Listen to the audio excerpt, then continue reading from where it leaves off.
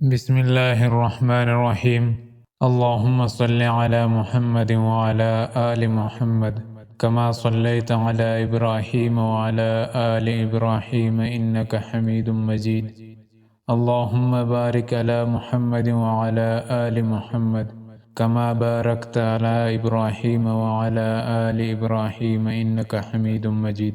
محترم ناظرین، اگر کوئی شخص یہ چاہتا ہے کہ اس کی نیک خواہشات پوری ہو تو یہ وظیفہ ربیع الاول میں آج ہی سے کرے، خصوصاً اگر ماہ ربیع الاول کا پہلا جمعہ ہو تو نور علی نور۔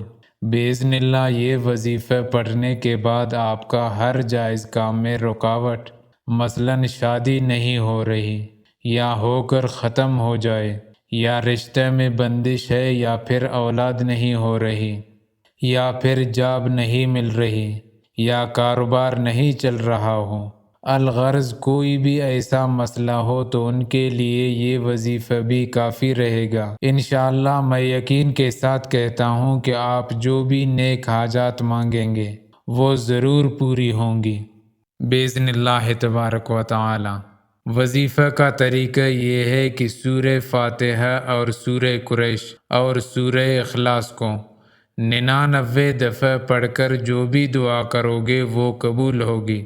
اول و آخر درود ابراہیمی 11 دفعہ پڑھنا ہے۔ یہ ربیع الاول کا خاص وظیفہ اور خاص تحفہ ہے، سب کے لیے نفع بخش ہوگا۔